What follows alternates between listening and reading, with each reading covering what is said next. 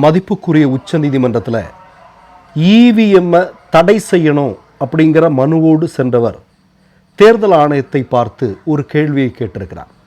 சமீபத்தில் சட்டமன்ற தேர்தல் நடந்து முடிந்திருக்கக்கூடிய மாநிலத்தில் 4 கட்டமாக வாக்குப்பதிவுகள் நடக்கிறது. 4 கட்டத்திலேயுமே எத்தனை வாக்குகள் பதிவாகி இருக்கிறது, எத்தனை வாக்காளர்கள் அந்த தொகுதியில் இருக்கிறார்கள், எத்தனை வாக்காளர்கள் ஓட்டு செஞ்சிருக்கிறாங்க, இது குறித்த தகவல்களை ஏன் நீங்கள் முழுமையாக வெளியிடவில்லை? ஏனென்றால் இந்த 4 கட்ட வாக்குப்பதிவு நடந்திருக்கக்கூடிய இடத்துல 1 கோடிக்கும் அதிகமான கூடுதல் வாக்குகள் பதிவாகி இருப்பதாக சொல்லப்படுகிறதே, இதை பற்றி உங்கள் கருத்து என்ன? இதற்கு தேர்தல் ஆணையத்தின் சார்பாக உச்ச நீதிமன்றத்தில் வந்தவர் சொன்ன பதில் என்ன தெரியுமா?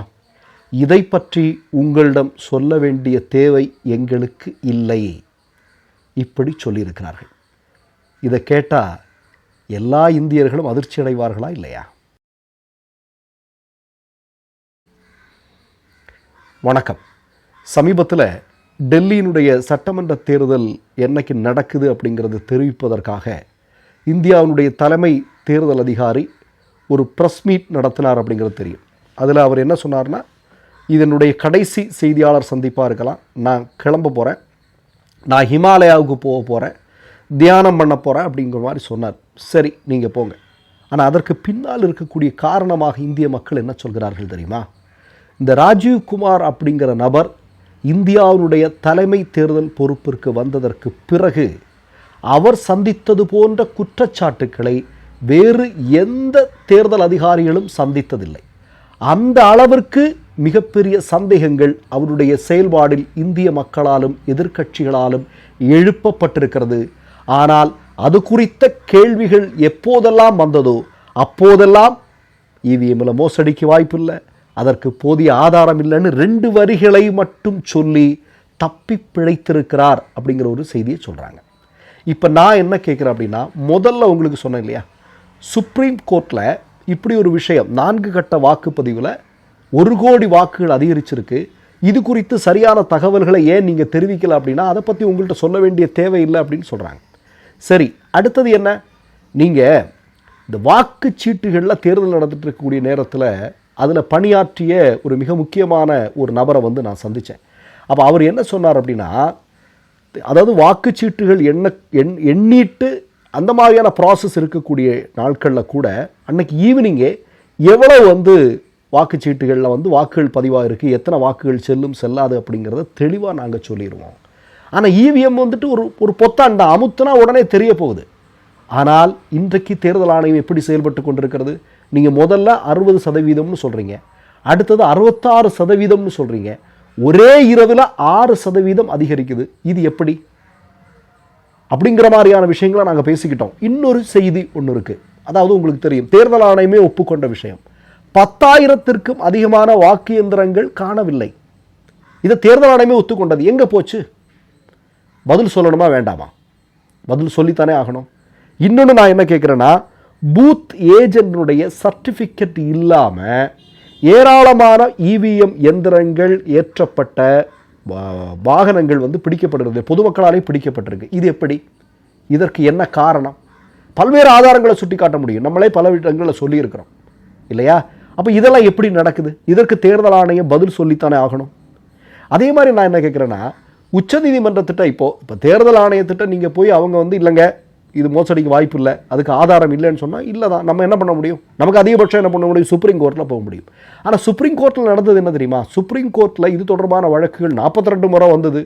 எப்போது எல்லா நேரத்திலையுமே அவங்க அதை தள்ளுபடி செஞ்சுட்டாங்கன்னு எலெக்ஷன் கமிஷன் தலைமை பொறுப்பில் இருக்கிறவர் சொல்கிறார். அவர்கிட்ட நான் ஒரே ஒரு கேள்வியை மட்டும் கேட்குறேன் நான்.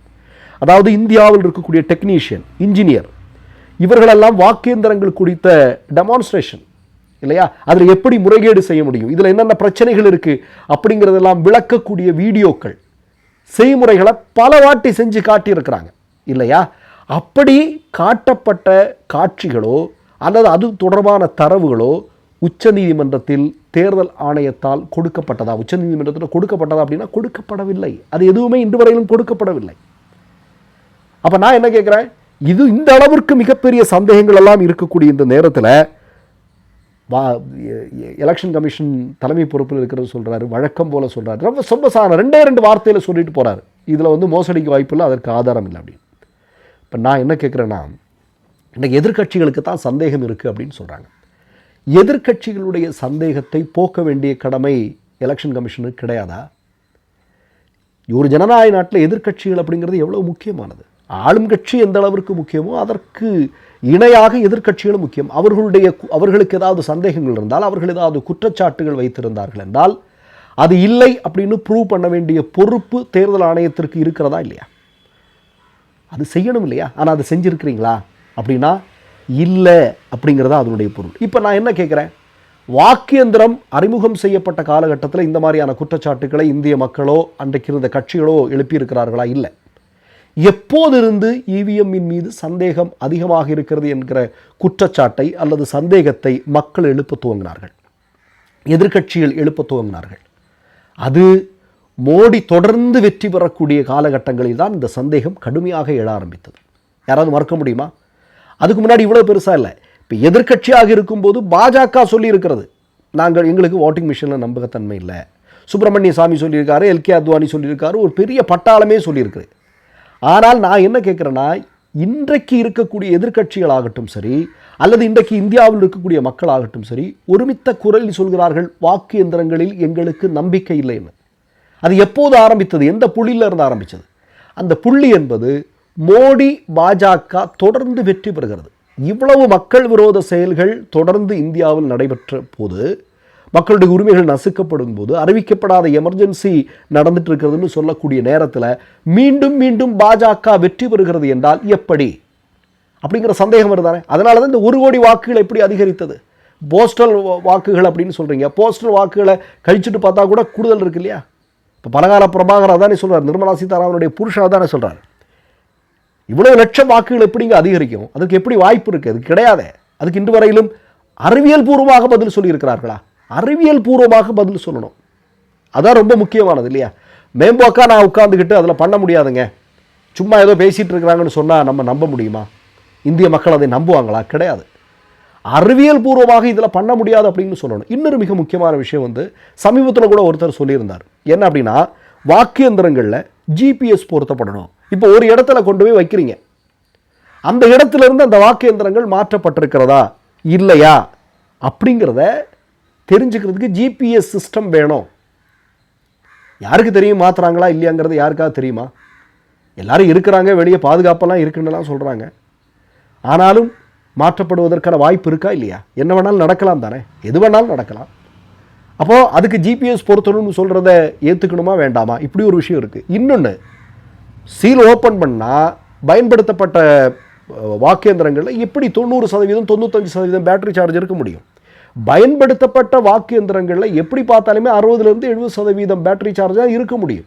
ஆனால் 90-95% எப்படி இருக்க முடியும்? இது போன்ற எளிமையான கேள்விகள், சந்தேகங்கள் அவங்க முன்னாடி இருக்குது. ஆனால் பதில் இருக்கா? பதில் இல்லை. வழக்கம் போல் வந்து உட்கார்ந்தாச்சு, தேர்தல் தேதியை அறிவிச்சாச்சு, வாக்கு எண்ணிக்கை என்றைக்குன்னு சொல்லியாச்சு. அதன் பிறகு வாக்கேந்திரங்களில் இவ்வளோ பெரிய சந்தேகங்கள் இருக்குங்க, எங்களுக்கெல்லாம் இந்திய மக்களுக்கு இருக்குங்க, அதெல்லாம் ஒன்றும் கிடையாதுங்க, சும்மா இவங்க பேசிகிட்டு இருக்கிறாங்க அப்படின்னு சொல்லி தப்பித்து கொள்வது எத்தனை நாளைக்கு? இதுதான் இந்திய மக்கள் கேட்குறாங்க. இந்த அவர் ஹிமாலயா போயிடுறாரு, ஹிமாலயா போயிட்டு அவர் வந்து அங்கே போய் நிம்மதி வேணும்னு அவரை கேட்டுக்கலாம். ஆனால் இந்திய மக்கள் நிம்மதி இல்லாமல் தவிக்கிறார்கள். அதை நீங்கள் நல்லா புரிஞ்சுக்கணும். மற்றொரு நிகழ்வில் சந்திப்போம். நன்றி, வணக்கம். மை நேம் இஸ் ரெட் சேனலை சப்ஸ்கிரைப் பண்ணிக்கோங்க. அதுக்கப்புறமா பக்கத்தில் இருக்கிற ஜாயின் பட்டனை கிளிக் பண்ணீங்கன்னா ஒரு நியூ பேஜ் ஒன்று ஓப்பன் ஆகும். அதுலேயும் ஜாயின் பட்டனே கிளிக் பண்ணிக்கோங்க. அதில் பார்த்தீங்கன்னா credit card, debit card options இருக்கு. இதில் உங்களுக்கு விசா, மாஸ்டர் கார்டு, ரிப்பே அப்படின்னு 3 ஆப்ஷன்ஸ் கொடுத்துருக்காங்க. அதில் நீங்கள் எந்த கார்டு சூஸ் பண்ணுறீங்களோ அந்த கார்டோட நம்பர் என்டர் பண்ணிக்கோங்க. அப்புறமா கார்டோட வேலிடிட்டி மந்த் அண்ட் இயரை டைப் பண்ணிக்கோங்க. அடுத்தபடியாக உங்கள் கார்டோட பின்னால் CVC கோடுன்னு சொல்லிட்டு 3 நம்பர்ஸ் கொடுத்துருப்பாங்க. அந்த நம்பரை இதில் என்டர் பண்ணிக்கோங்க. அப்புறமா அட்ரஸ் அண்ட் இன்ஃபர்மேஷன் என்டர் பண்ணிட்டு பைங்கிற பட்டனை கிளிக் பண்ணிக்கோங்க. ஒருவேளை உங்க கார்டு நம்பர் இன்வாலிட்னு காமிச்சிச்சுன்னா உங்க கார்டில் இன்டர்நேஷனல் யூசேஜை எனேபிள் பண்ணுங்க.